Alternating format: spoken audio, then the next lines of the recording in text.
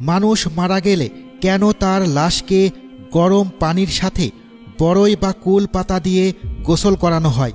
পৃথিবীতে অসংখ্য ঔষধি গাছপালা থাকা সত্ত্বেও কেন এই বড়ই পাতাকেই বেছে নেওয়া হয়েছে?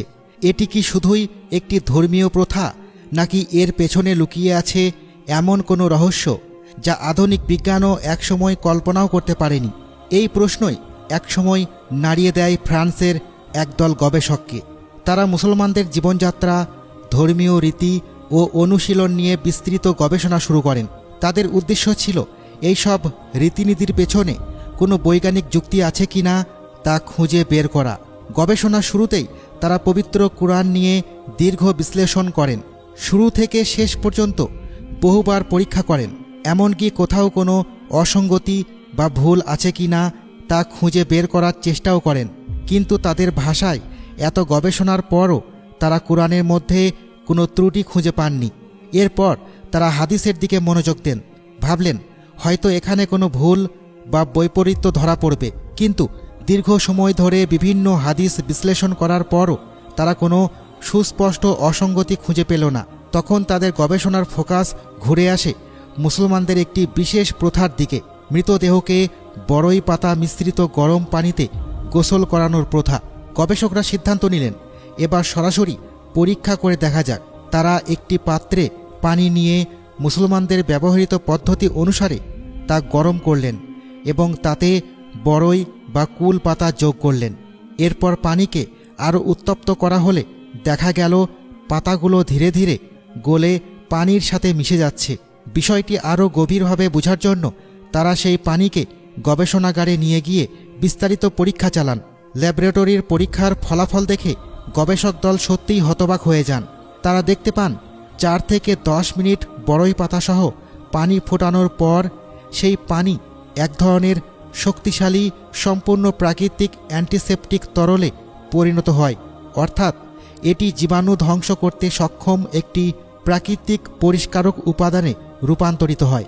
এমনকি বাজারে পাওয়া দামি অ্যান্টিসেপটিক ব্যবহার করেও সবসময় এতটা বিশুদ্ধ ও প্রাকৃতিক জীবাণুনাশক পানি তৈরি করা সম্ভব নয়।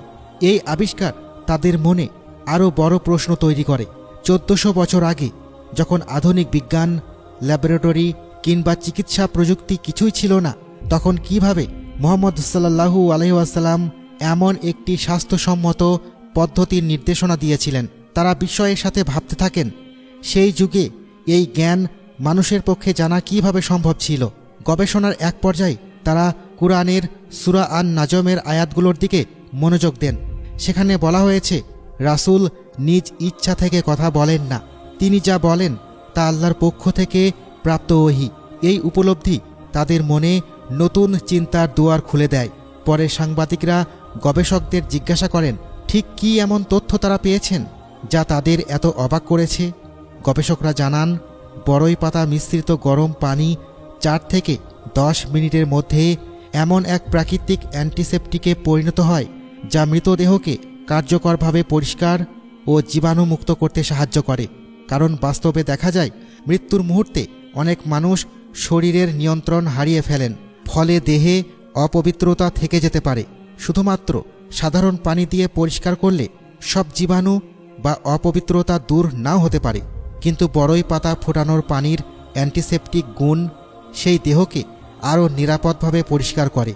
সবচেয়ে আশ্চর্যের বিষয় হলো, আলাদা করে বড়ই পাতায় এত শক্তিশালী ঔষধি ক্ষমতা দেখা না গেলেও যখন তা গরম পানির সাথে ফোটানো হয় তখন এক ধরনের রাসায়নিক পরিবর্তনের ফলে পানির পরিষ্কার ও জীবাণুনাশক ক্ষমতা বহুগুণ বেড়ে যায়।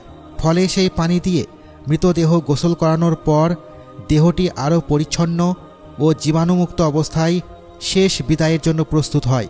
শতাব্দীর পর শতাব্দী ধরে চলে আসা এই প্রথার পেছনে লুকিয়ে থাকা বাস্তব উপকারিতা আজও মানুষকে বিস্মিত করে, ভাবায় আর মনে করিয়ে দেয় অনেক সত্যই আছে যা মানুষ পরে আবিষ্কার করে, কিন্তু যার নির্দেশনা অনেক আগেই দেয়া হয়েছিল।